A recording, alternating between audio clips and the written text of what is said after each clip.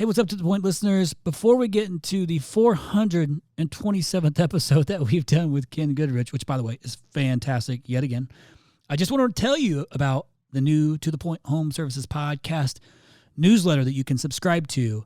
You'll get it once a month, so it's not in your inbox being annoying over and over again, but it shows all of the shows from that previous month that you can click on and listen to. And then, of course, leave us a review.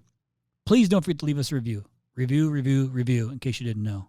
Now enjoy this episode with man KG number 133. This is To The Point, a Rhino experience. Voted one of the top home services marketing and operations podcasts. Cutting through the bullshit and getting to the point. Hey, what's up to the point, listeners? It is your boy, Cristiano, the host of To The Point Home Services podcast. And I got a buddy of mine in the studio live, sitting right across from me right now. Just keeps getting skinnier. Been on my co-host a few times, I think like 2 or 3 times. Probably the best co-host I've ever had. Maybe we can do more of that. Yeah. It'd be a good time. But I've got Ken Goodrich in here, CEO of Gettle, also author of the E-Myth HVAC contractor, along with Mr. Michael E. Gerber, who also was in the studio at one point in time, which seems like now forever ago. It does, doesn't it? And as I was reminiscing through all of our episodes, because we've had quite a few, I actually forgot there's a few of them that we have done. But did you see that video I sent you of our little podcast promo video where I was kind of just talking through all the different people who've been on the show, like the influential people, both in the industry and then some of the like the outside people, like Howard B. our president of Starbucks, and we had brought on used Mike Tyson, his clip in there from. Yeah, but I saw that. Do you remember which one I said was the most influential podcast of all of them that we've done, all 131 to date? 32 today. Refresh my memory. It was you. It was podcast number 62 with Ken Goodrich. And that was cutting out the fat to transform you and your business. Remember that podcast? That was probably the most impactful one I think that we've done.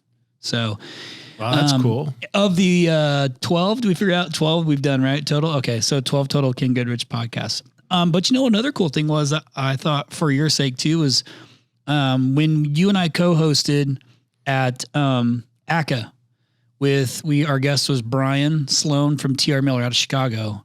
It was cool that Dunk was there with us. Yeah. He had to sit in on that thing too. Yeah, Dunk is enjoying the most fabulous summer ever, where I'm having him shadow me 24/7. Is he as a 22-year-old? Are you being facetious? Yeah. I call the most fantastic summer ever, and he kind of gives me a look out of one eye when I say it, but he's enjoying it, kind of see what's going on and seeing what business really looks like, or the archaic way I do it. But he's learning, so it's been fun. And plus, I just want to try to, connect with him deeper. Sure. One summer. That's good. Well, before he gets any older. Yeah. I saw him make a cameo appearance in one of the new commercials. Yeah, we got him doing that. That was pretty cool. We got him doing some social media stuff, and cool, good. Well, it was good to hang out with him a little bit at ACA too, and just spend some time, with him there and talking with him. And I think he was there, and it was his birthday, which I don't think he was super pleased with spending his birthday in St. Louis at the ACA convention, right?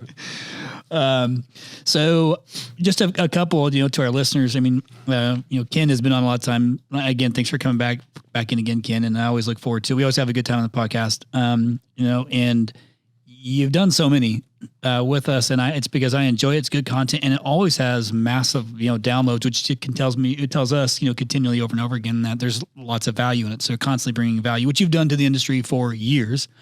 But you had and let me jump in. Like, people ask me why I do that, and it's very simple. In 1988, I was struggling. I had my last few bucks. I didn't know what to do. And I was looking through a trade magazine, and I found ACA. ACA had a convention in San Antonio, and I had just enough money to go to it. So I just said, maybe there's an answer there that can help me. And I flew to San Antonio, went to the convention. I don't know, within the first day, I met a couple guys, older guys, started talking to me. They started sharing ideas. They kind of got me thinking correctly, pointed me in the right direction, and kind of mentored me a little bit and got me out of my hole. And so, I remembered that. And it's been a key practice of mine through my whole journey is to, connect with other industry leaders and learn from them and share best practices as my currency to pay them back for all their help. And, we've just kind of created this environment of helping each other succeed. So it really started there. Somebody offered me a hand. Now I'm offering somebody else a hand. Yep. Well, which is great. And then you've been a part of the first two Rhino X, and going to be a part of the third. Yeah. It's just another kind of extension of you giving back, and the feedback, the post-event survey always has great feedback about you and the time that you've spent with them, and the depth at which you go and answering some of their questions, and some of the things that they're able to legit take away and implement. Amanda Triolo being one specific case study I can think of, where she went back and implemented. Her business is blown up. She's almost I think she said she's going to finish this year around 10 million. Yeah, so it's amazing what she's done. So she's doing a great job too of actually going back and implementing things that you had shared with her. You spent, and that was at the first one. Yeah. So, but that's the impact that, that's having. So you've been able to take all this experience, which you've had quite a bit all over the place, good and bad, by the way. Yep. And be able to give back in a big way. And this podcast, allows us to do that. And it's kind of, for me, this is my way of doing the same thing with as much reach as I can possibly get. And I certainly don't have the experience that you have, but I have the ability to bring you on and your experience on to share with the listeners. So that's why we continue to have you back on here, because it actually works. People are listening and implementing and doing things. So, Rhino X 2023, February 16th. The wait list is already a pretty decent size, which is a pretty good feeling, because we keep it small.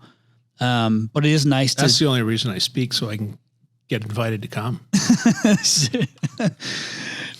Otherwise you're out. Yeah. We're gonna let you sit looking in the door, trying to get in. My nose pressed up against That's the window, right. waiting Hey, Duncan, to get invited to the party. Duncan, you can come, but sorry, your dad's out. But the, I'm not going to share anything on air about what we'll do, but if you've been to any of the Rhino X's, we kind of go all out with it too. And it only gets bigger and better, which is kind of like what what our employees expect for us at Rhino with the Christmas party. This past year's will be a little bit hard to overcome, but we'll do our best. I'm sure we'll be all right. Well, I've spent my whole life going to HVAC conventions, right? Mm-hmm. My whole life. My dad, I was a kid and I went to him with my dad, but I will say though, you put on a very quality event, and it's very sophisticated players all coming together, serious business people. You got great content and mind stimulating conversations, and everybody comes away with lots of pearls to go back and implement in their business. So, hands down, you run the finest industry-related, what do you call this, seminar? What do you call it? Mastermind, if you Mastermind group. Yeah, good. you run the greatest industry mastermind group that I've ever been involved in. Man, that means a lot. I appreciate you saying that. I'm going to take these headphones off because it feels weird, because Ken doesn't have any on too, so hang on. I don't need them. Here you go, Ryan. You can take this. I appreciate you saying that. So, and I appreciate you coming back again a third year. I do think it has value for all of you that come and speak as well on the panel too. I think we have coming back that have confirmed coming back to 2023 is you, Leland will be back. I love having Leland there. Yeah. Kenny Haynes doesn't want to miss out again, so Ken's coming back. He didn't come last year. I think he had a little FOMO, which is great. So he's coming back. Geiger's on the fence. I know he'll end up coming too. He just needs to check on dates. I use air quotes. But he'll be in on that thing. But we've had a few others saying they want to come. I talked to you about one of them too. A few podcasts ago, we had, Jim Abrams, which his story is incredible. And I enjoyed having him on the podcast because I love a good history lesson in the industry. And that certainly was one of them too. And if I could get him there, depending on guessing his health, it would be cool to have him in there. Jimmy Hiller expressed interest in wanting to kind of come and be a part of it. So also been a guest on here. what I like about that is it's really cool for me to have brought all of you guys of that caliber who I have relationships with together, which is, I think, what really sets it apart from everything else is being able to do that, bring you guys together and then watch you guys do your thing on the Q&A panel. For me is like the moments I get to sit back and be like, this is pretty cool. Yeah. I was able to bring this together for everybody that's coming in here. And this is pretty cool because you know how it is. Like a lot of times some people are too afraid to even approach you. Well, and I can understand that. I mean, because it's the first time that we had connected with you. I just had to like put on my game face and be like, hey, I've never met with Ken. We got Ken to come on the first podcast with us too. But I understand why people feel that way. So this puts them in the scenario. I got no idea. Why would anyone feel that way? I'm a nice guy, approachable, big smile. Yeah, sure. That's exactly what they think. I think more. I don't get it. I really don't get it. I don't get it at all. Arguably one of the best operators. But listen, here's what I was going to say. Every one of these guys that you're talking about that you want on the panel and such, every one of us have orbited around Jim Abrams. Like, we're all in the Jim Abrams. John Young. What do you call that? What do you call it? What the force of the earth that keeps you orbiting around it? What is that called? Whatever that's called, that's what we are. But all of us have kind of come, from his teachings. And I was a member of his best practice group for years, and I know Leland was. I think all the other guys you named were at one point. Yeah. And I'll clearly say about Jim Abrams, I believe that he probably his program and his teachings probably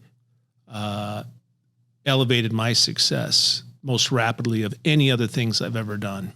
Wow. Well, I'm guessing there's probably a few that have said that same thing. Yeah. I mean, he was the first consolidator, right? In that. Well, he was the first affinity group. He created the first. I mean, I guess you could call ACA one, I guess. So maybe they were the first, but in terms of really getting down to the granular level of business and lead generation, lead conversion, and client fulfillment, and all the other elements of leadership, management, money. I mean, he really dug into it deep. When I would say in the beginning stages of ACA, maybe it was more trade related, how to actually do the work and calculate it and things. But yeah, I believe that Jim Abrams probably was the key innovator of the modern home service business. Well, did you ever get this? Well, I guess that would be a stupid question. You did. I never actually got to see him speak live ever, even though I'd heard his name for really the entire time I've ever been involved in the home services space. I never actually got to see him speak, which is why I was like just trying to throw it out there while I had him, face to face and saying, hey, can I get you to Rhino X? And he seems engaged, but he has yet to commit. So we'll keep trying. I don't have much quit in me, so I'll get it done. But it's clearly been some things. It'd be a great ad. He's a great speaker, and he's really done a lot for the industry. He's really an industry icon, a true industry icon, I would say. I would agree.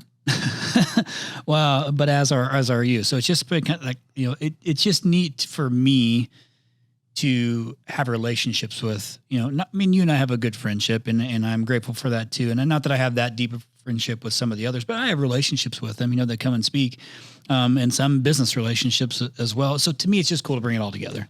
But clearly you've been able to take it over the years and build something great. I mean, your last, recap, we'll call it, was what, $500 million in that something range? Like that. Somewhere around that range. So you have an idea of what you're doing. But like maybe give the listeners, maybe an update, like post, your new partnership, your new sponsor, whatever you're wanting to call it. Like I'm sure you have a new plan, and then, when you and I were talking this morning, you're walking around. So clearly you're still kind of on your personal health journey. But I've also, you mentioned Duncan, and you're kind of spending some more meaningful time with him. It seems like that's kind of the space that you're living in. At least, like, that's the way it appears to me from the outside too. You guys got your place in Tahoe. You're spending some good quality time there, which is awesome. So, like, what's going on, man? Like, give us the update on where you are now with this. Like, what's this new phase look like? This new relationship? Like, because you're on a new journey. The 1,000-day journey is over. I'm sure there's something else. We'll talk about that later. But how are things? Well, okay. So on July 27th, that's my 2-year anniversary. That was my 2-year anniversary from when I started my, health journey, we'll call it, right? Or clean up my act journey, whatever you want to call it. But anyway, transformation. Two years. July 27th was 2 years, and so so I set goals, and I had a goal weight I wanted to be at, and it happened to be 100 pounds from where I started. So I knocked an even 100 off, and I'm maintaining it. I'm keeping it. You go up a couple, down a couple, and you're playing that game all the time. But I just was myopic about saying I'm going to be on July 27th every year at 100 pounds down from my top weight or better forever, right? So that's my goal. And so on July 27th, morning, got on the scale, boom, I was where I needed to be. But you got to work it. You have to work it every single day. And, it's, I guess it's not that I didn't know it, but you just weren't living conscious of it, being conscious of the fact that anything you want to accomplish in life takes effort, right? Takes a system, an operating system. And so managing your weight, you have to be conscious of it. And maybe not you, because you're one of those guys who can eat anything, anytime, but, totally for me, true. It has to be, have to be conscious about it and start kind of planning a little bit when I eat, vacations, what I'm going to do, how I'm going to conduct myself, and this and that. So drinking, yeah. So I've really tightened all that up, and I got a good routine now, and I don't believe it's onerous. I don't believe it's like occupying too much of my headspace. That said, speaking of headspace, I think I'm losing my hair now. So I went from fat, now I'm going to be bald. I'm getting the whole fucking life experience here. Fat, bald, who knows what else, I'm sure I'm going to lose a toe or something next. I don't know. But that's where I'm at. Well, I'll tell you what's really going to come full circle is if you end up having to get a pig valve. Yeah. That's really going to come full circle. God, don't even say that. I never even considered that until you just said that. Holy shit. We won't rule it out, but let's hope it doesn't happen. Yeah. Well, I know somebody else here is on a new health journey. We got Ryan here on a new health journey too. So, you kind of hit the nail on the head too. It's that consistency, the perseverance piece of it. I mean, the will, like just the constant getting up and doing it over and over. Like I think the conversation that we were having, it was me and you this morning, was talking about, I don't, I can't eat quite a bit of things and not like really gain weight, but I'm starting to. I'm 43 and I'm starting to feel like, I always joke and say I start to look like the Grinch, because the Grinch is like, skinny, but then has like a little beer belly. I'm kind of getting one of those. I just hide it really, really well. So I just keep wearing black shirts because they're slimming. That's the trick. So, okay, nobody wants to hear about that shit. So I'm going to go. Pregnant jeans. Pregnant jeans. They got the ones elastic that pull up over. Yeah. Okay. No. Hey, Ryan, let me tell you something. Ryan, I have toiled and struggled my life with weight. Okay. And so on this time, I'm like, God, I keep doing the same stupid stuff over and over, right? And expecting different results, which is the definition of insanity. Right? Yep. So I just said, look, I'm probably not going to go to the gym every day. I'm probably not. Like, I've seen this movie play out a million times. So I'm going to pick something I can do, just something. It might not be as impactful, but I'm going to do something that I know I can do. And so I'm going to walk. And so I started walking because I knew at least I would do that. It doesn't hurt as much. You don't get so sore, You can still work. You don't have to drive anywhere. But so I started walking. And I'll tell you this, it's hard to keep up walking too. It's hard to keep up the routine, but it's a lot easier than getting yourself up to go lift those weights, go do a sit up or go, to the gym. So listen, my advice, just do something that you can do every day. Don't push it too hard, just something, and you keep consistent. And that is the magic, is the consistency of it, not the intensity of it. No 0 days. No 0 days, baby. Thank you. Look at that. See, there you go, Ryan, on your health journey. Now we're going to document that live on the air here too with all of our listeners, like your journey. So no extra pressure. Okay, buddy. We got that Facebook group that, the first step with Ken Goodrich that these guys started. Right. I mean, I post on it every single day. I mean, at least sometimes we get engagement, sometimes we don't, but at least I know for me, I feel like, well, that's an obligation I have. So it makes me do it. Yeah. Right? Extra layer of accountability, right? Yeah. So if you want to get on, let me say, get your fat ass out of bed, start walking. This is great. I love it. Okay. Anybody else listening? You as well. Yeah. You as well. You as well. So I do want to jump into some of the topics because we have been going on for quite a bit now, but, a lot of this stuff too, and my thought and, our conversations, we're just kind of talking about this whole private equity world. What does it really mean? Like beyond what we think it means, and what time is it right to do it? All the things that I've seen over the last year, even this year, the amount of consolidations that I've been involved in, whether it's my own own customers who've gone through the consolidation process, the relationships I've had. But what I see is, a small little piece in comparison to what you've seen and been involved with and even understand. So I think that it's kind of nice to do a little bit of refresher on like private equity and when maybe even is it the right time to do it? Maybe what are some things to look for in that type of a relationship with a particular private equity firm. But maybe let's just kind of talk about the whole PE game and like, what is it really? Like, what is that game really? Like, as we sit here today, because it's gotten a little bit more crowded in our space. What is that? What really is the private equity game? Well, now, just a disclaimer here. I'm not a lawyer. I'm not an accountant.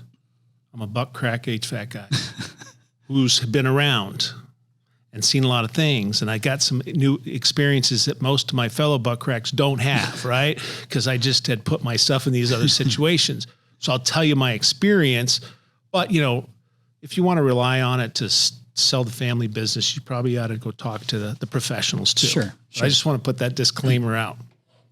So what was your question? Yeah, that was very listen, I do PC of you. Well, listen, I do real estate syndications. I've done 27 land deals over my career, right? And my lawyer's like, you put on every piece of paper that there's no possible way you'll ever make money on this investment. You'll be stupid if you ever put $1 into this thing, and we're not guaranteeing anything. You put it on every piece of paper so that people understand this is an investment. There's a risk. But they pan out. Yeah, but they pan out. We did it and we made money. Yeah, they pan out. Yeah. So clearly, even though you might not be a lawyer, that was a big left turn. Okay. What was your question? No, anyway. So I'm just talking about the private equity game. Like, so what is the private equity game really? And maybe even more so, like, when somebody is looking for, a potential partner, which there's lots and lots of people reaching out. A conversation you and I had that I thought was really good was around, when choosing, like if your intent is to take your existing business and then scale it with private equity help, it's probably important that you have a partner that's good at operations, right? To be able to legit scale it. And there's some that don't really have that. Maybe they have it at some level, but like at what level? But what is this private equity game really? I mean, it's gotten super crowded. What is it most that, or what is it about the private equity game that is like the end game for them, the firm first, right? Because they're trying to buy you for a reason, and that's to scale you, or what is it? So you tell me, tell our listeners, what really truly is the private equity game? So the term private equity just means it's an investment made by a private company, not a public company. Right. Right. So it's private equity.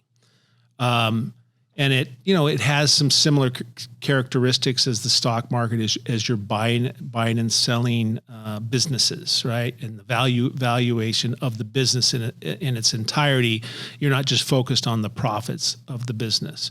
So it's about investing in a company and growing the returns so the business becomes more valuable, and then setting in a course with the right timing to be in the right market where the people are willing to pay more multiples of the earnings, for instance, for that new growth, because it's a consistent investment vehicle.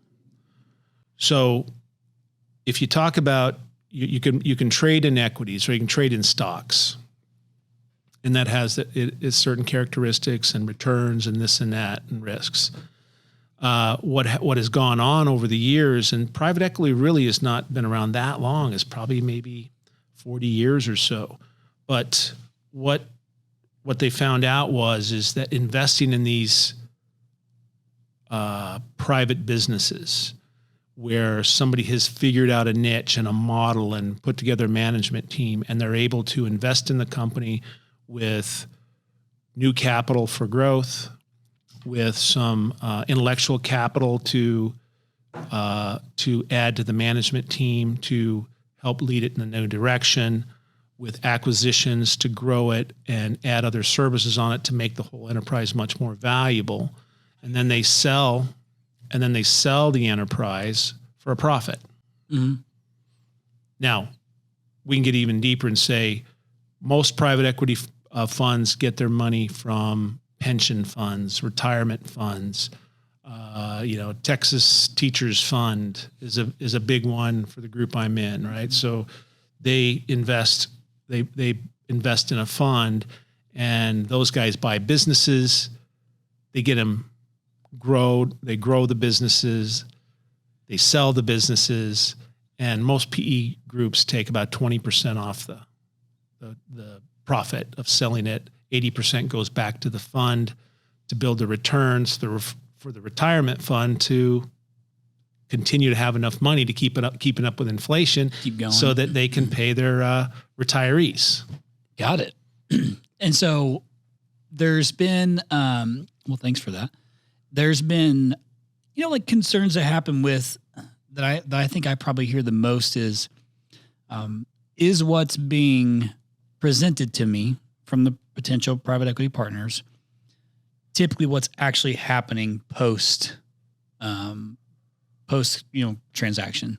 So where it's like, hey, we really want to make sure we keep our staff in place, and we don't want to have to report to, I'm using air quotes, a board, or like, is there different variations of those things? Like, you've been through enough of these to have seen probably a few different looks at how, I'll call it post-mortem for lack of a better term.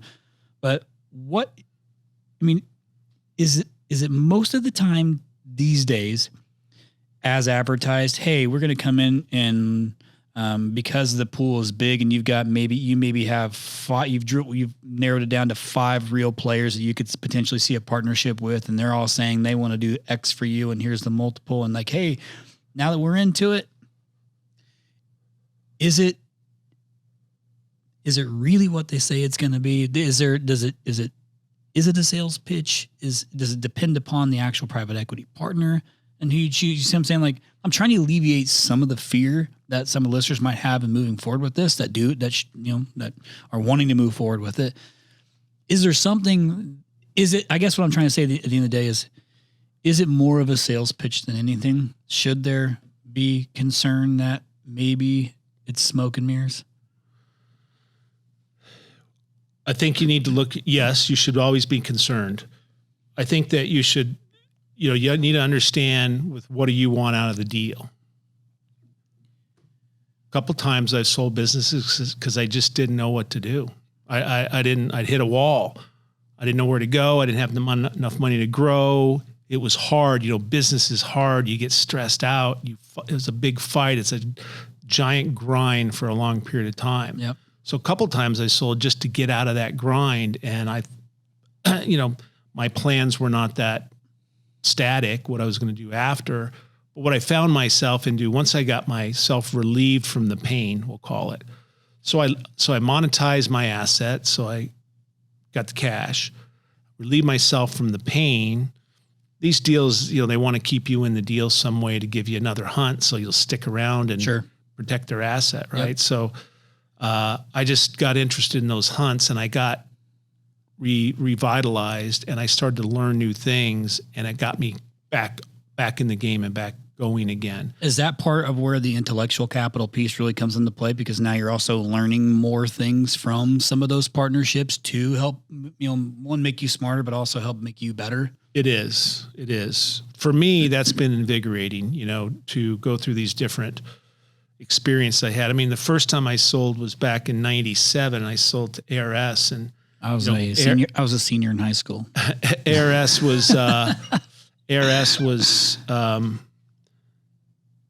was pulled together by a bunch of guys from BFI, Browning Ferris Industries, which is a garbage consolidator back in the 70s and 80s. And, they rolled up the garbage industry. And these guys were really pro M&A guys doing $1 billion deals all the time. And I got put on that team, and I learned from them for a few years, and, experience you'd never have run an HVAC shop, for instance.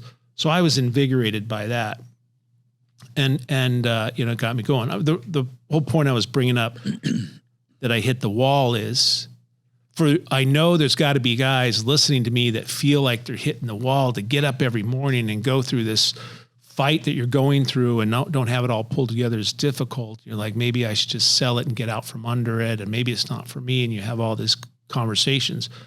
I would say I regretted it. I wish I would have just hung in there, got the help, and moved it forward and created a more valuable asset. Done the same thing eventually, but I wanted to do it on the leading edge. Like, I have something real valuable you want, not you're going to save me from my plight. Yeah. Right. So wrong. Yeah, I got it. So when you guys think about that, there's nothing wrong with getting out of your plight. There's nothing wrong with getting out of the pain. If you want to do it, you do it. I'm just telling you, for me, I regretted it. You would have rather worked through it. I would have rather worked. Now that I've done, I would have rather worked through it. Now, that said, I think that the culmination of experiences I've had through the years have created me the way I am today. So, there was a lot of good that came out of it. So maybe it's easier to say that now. It is. It is, yeah. Yeah, but also I wonder if, and only you'll be able to answer this one, I wonder if there was as much willing help then as there is like today to help somebody that's in that scenario from a peer, or like there's some of these different groups and stuff, but like today, perfect example. Was there somebody of, of equal size to you then who you could have said, hey, I need some help. Can I reach out to you? Like you can today, like somebody could say, hey, Ken, I need some help, man. And you'll connect with them. Did you have that then to be able to lean on? Was that an option? I probably had it, but there was no means to get a hold of them. There was no social media. There wasn't the internet. Because it was how long ago? You had to kind of, it's who you knew. I mean, I still did it. I've been networking on this industry for many, many years, right. But it wasn't as easy. I mean, now guys go on Facebook, they ask a question, 30 guys answer it, give them their answer. They'll pick one. They're like, cool, man, I got it done. Thank you. And they move on. Yeah. Back then, it was like a cup and a string, right? Yep. Smoke signals, like you said. Well, so you went through, you've had 3 sponsors, right? I've had 3 sponsors and a public company. Got it. So four total. Got it. So you've had a few looks at some different things. Can you maybe break down? I'm assuming you learned different things at different levels. Like I remember when you were in conversations with this most recent partner, of you kind of sharing like some of the folks that were involved in it that were that you maybe hadn't dealt with before or worked with before? Or like, and I don't know if I understood it wrong, but my point is that were there different levels? I mean, as you're getting bigger and bigger and bigger, the partners become different. Or do they? Like, maybe we talk about your going into your first sponsor to your second to your third. I'm not sure when the public came in and when that came into play. I don't know if that was first. ARS, yeah. So with the ARS, okay. But maybe you talk about through the first one, this is what I thought was going to happen, and that's exactly how it played out. And I went to the second one, and I was able to learn like that. Just take me through the journey of those couple of those sponsors, so I understand what maybe you learned from each of them. Well, I'll start with the ARS one, the public one. So, I learned a lot about the M&A side of the business. I learned lots about the numbers of the business, certainly more in terms of what buying companies does for the value and how to look at the valuation of the total business. Back then, we weren't driving metrics maybe as hard as we do today, but some. But really back then, that's when I really got exposed to all of the mergers and acquisitions. And I was deeply involved in a lot of big deals, and I was deeply involved in a lot of contracts and negotiations and, the integration after we bought them, things like that. So learned a ton right there. And then when I left that and I started building a business I started in Las Vegas called Yes, I started to apply. Then I could apply the M&A tactics, right? The second one I went to was it was an ARS sponsored deal, and they had a PE group. So I was a senior executive, and so I was involved at the board level from time to time and saw what went on there. In that particular case, they were letting the management team kind of run the business, and it was a pretty sophisticated management team. But what they did was they kind of used it as their own little. I'm trying to be politically correct here. I think, in that particular case, that group was living off the business, charging big fees for acquisitions and big fees for everything they did. So, I don't know that they were much help, but you got to pay them millions of dollars for everything that happened. So, that was my experience. I didn't see a big advantage to that other than, they were able to buy the company. Third one was the group that I'm dealt with out of Kansas City, the Bomb Capital. And I would say what I learned there. Oh, let me back up. When I went to ARS the second time, what the benefit I got there is the management team there. They came from True Green and Terminex and all that kind of stuff, scaled home business models, billion-dollar, multi-branched, scaled models, right? And so these guys knew how to run managers, multi-branch operations, multi-branch managers on a national scale, right? How to keep them in the game, and how to how to set up their pay plans and their bonus plans, and how to set up the accounting so it keeps them focused on what they need to get focused and not distracted. I mean, there's a million different nuances I learned from those guys. Yeah. And listen, I'm just curious. I don't know why. I'm very curious. I want to learn all the time. I'm soaking in information. So that was a great experience for me, because these guys had done it since, they were probably 40 years. They had been at it in this whole home service business. And they probably, that's really where I really understood multi-branch operations and, the nuances of the managers, the role in shared services, decentralized versus centralized, right. All this stuff, right? That was a great experience there. But their PE group, that was, to me, what they did was they gave the money so these management team could buy the business. They put the money in. But after that, they were of I didn't see a lot of value there. Got it. the Bomb Group. Now, the Bomb guys were former investment bankers, small fund, not very big. And I didn't know what I should be looking for. Sure. know. I hired Fred. Fred, here's a guy. We had a bunch of people we had to see, and we ended up with that one. But Baum, what I liked about Baum was very thoughtful guys, very experienced, smart business guys, but not too much. And they had not really had a lot of hands-on operational stuff. So they stayed out of my way there. But where they really got me up to speed on is contracts and all the banking relationships and how to think about leverage and our acquisition profile and things like that. They were valuable in that respect. And that's what they taught us. And they were great partners, very thoughtful, took care of all the back end stuff. The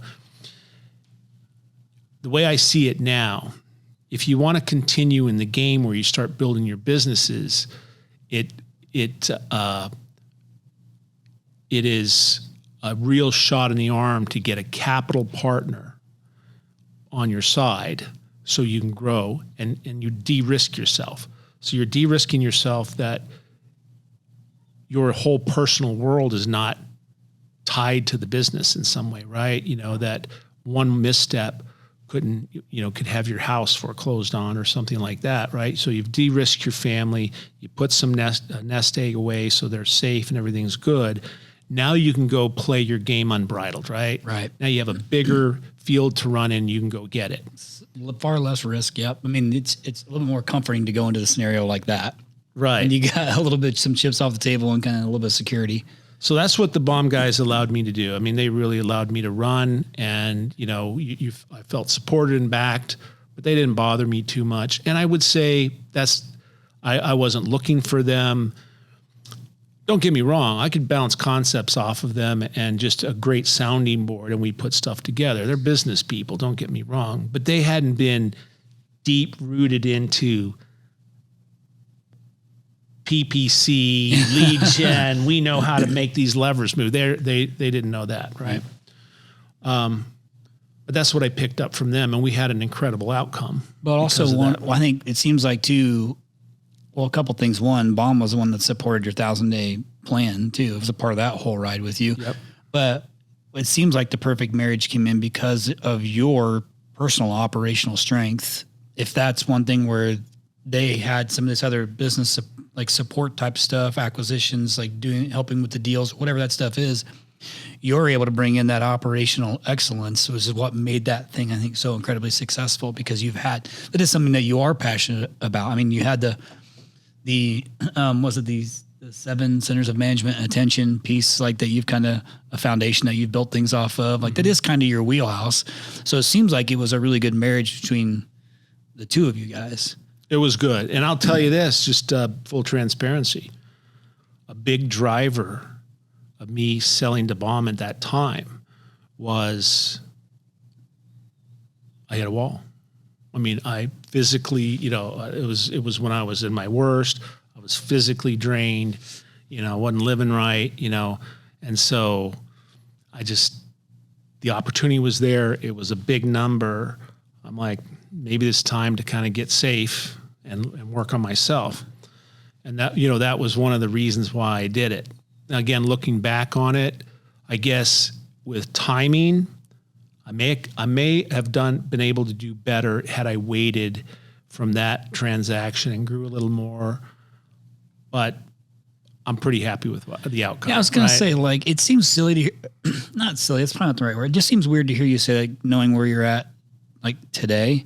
Because I don't know that I knew that about you making the Baum relationship, but that's where mentally where you were at. We may have talked about it, but I don't remember that being, I thought you were like, hey, I know what I can do with this thing. If the timing is right, I'm going to bring on this capital partner and let's go. I didn't realize you were at a space where you kind of hit a wall.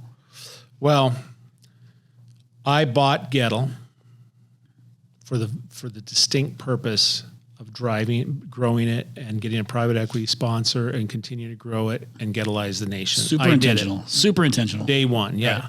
Right.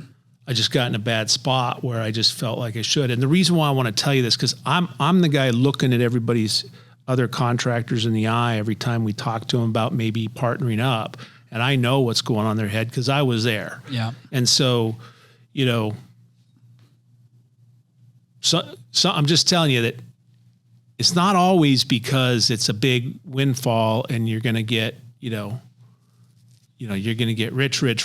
It's sometimes there's strategic reasons why you would do this is all I'm trying to really point out.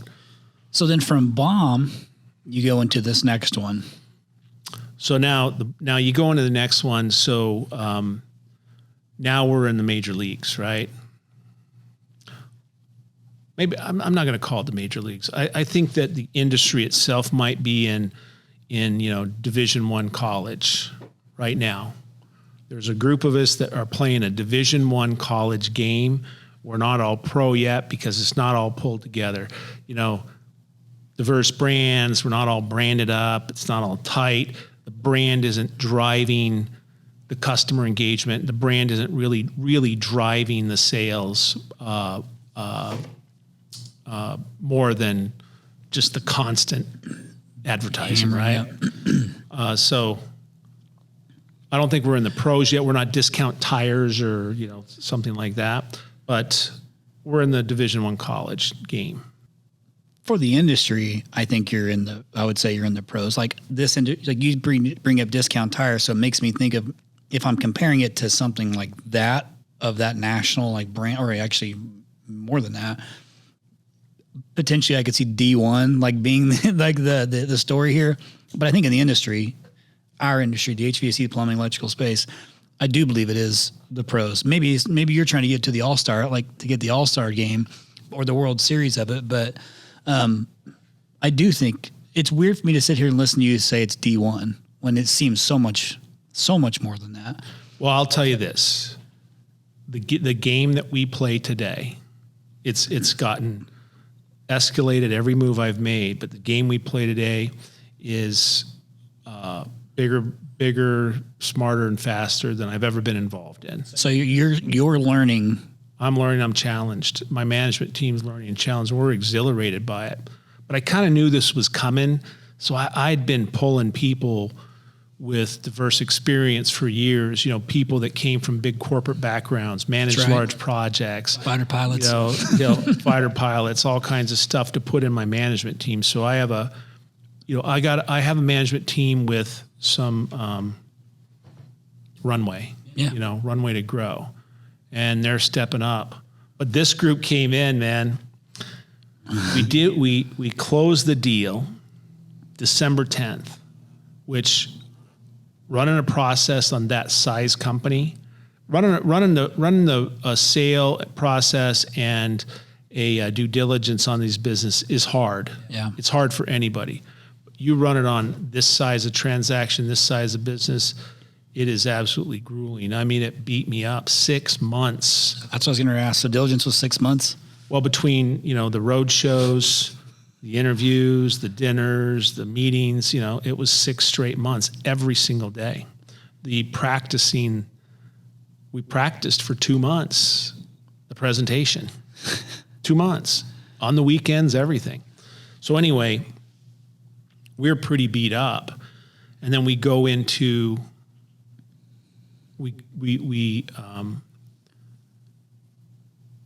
go into January, and one of our key C-suite team members decides that she didn't want to work anymore. She made a nice score on the deal, didn't feel like wanted the stress anymore. So okay, it's not slavery. So go ahead. But now we were left without a key role, and we hadn't our budgets weren't quite tight enough because we were doing the process through the Q4. There's all kinds of stuff going on. I'm thinking, man. And these guys just paid a big number for this. And, I have a personal code, right? If I sell you something, I want it to be valuable. I want you to get more than what you believe you paid for, right? these businesses over the years I've sold, I've always tried to make them built solid with a management team, with some systems that I represent. As long as you just keep it down this lane, this cash flow will be steady. And I've been successful at that. So it was very important to me that we came in this thing and I didn't stub my toe the first time with this big group, because we're dealing with the upper tier. Like, we're dealing with the world-class business people, right? Yeah. And so we come out a little slow. I don't have the budgets done, and we're trying to dig through that. And frankly, I was kind of, I was coming in when I wanted to, and I was kind of like, I had a great team. They were running it. Well, I had to jump back in, and we tightened it up. We closed Q1 on plan. So it was good. And now, we're back off to the races. But with the cadence of communication, with the fidelity of the numbers, with some of the experiences that these guys have had with some other big scaled businesses, like they just, they owned a company, Window Nation, that, they went from 4 to 27 locations in 3 years, things like that. And how did they do it? It was all greenfield. Oh, okay. How did they do it? How did they execute? What was their time frame to go in and start lead gen? And, what was their acceptable marketing spend for the first 6 months? And how did they expect it to taper off as they started to gain market share? Things like that. Yeah. And we started to apply these things, and now we're off to the races. We're 33% up year over year organically. So I'm very exhilarated. The pace is there, but I want to tell everybody that, like, one, this is the kind of firm that you want to get involved in. I'm not promoting my particular sponsor. I'm just promoting, you want to get involved with business people who have a track record of doing it. And more specifically, somebody's had a track record in things that are similar to what we do, so they can add value, because you're only in this game to treat your business as an asset, and you're trying to continue to increase the value of the asset and pedal that asset time and time again, sell pieces of it off for you to add to your personal wealth. That's why you're at it, right? Yep. So that's good. I mean, that's probably a clip we'll use for sure. But that's it. Yeah. So, right. So get in the game where you have the best chance of doing that, where you have the right partners, the right education, the right pace, and you've assembled the right management team that can keep up with that. Otherwise, you're going to have a lackluster experience. And I'll tell you this, one thing I am afraid of is I see some smaller operators, and they're getting rolled up by some kind of, I call them house flippers. I don't know what else to call them, like house flipper PE guys, like guys that they went to a real PE shop and got them to back them to go put some deals together because they've seen everybody making all this money in HVAC. And they cobble together a bunch of businesses and promise them the world and the second bite story and the blah, blah, blah story. Now, right now, some of those guys will win just because the market is driving it, because it started at a 5 multiple and it's at 15, 20 now. So you're going to they should make some money. But you see what's happening with the economy. You think there's all kinds of signs that business is going to get tougher, and they don't know what to do. So are they going to lead you out of the fog, right? So you got to be really careful who you align with. I would say either just sell it and move on. If you can't align with a real operator and they're just a sponsor for money, and you don't really see an end to them and they don't really have a track record, maybe just sell it for full price and go figure out something else to do, as opposed to get stuck in that hell. Because I've seen it time and time again in many industries where guys get tied up with inexperienced PE or PE that really has no operating experience, and they fall flat on their face. That's good. Ryan, did you feel the intensity in that conversation just now? That was really good. Yeah. That was like a super listeners, if you pick up on that, a pretty passionate moment. I think I could feel a little bit of that energy coming out of you as you're sharing that information. I just want to make sure that the listeners understand this. Look, think about this.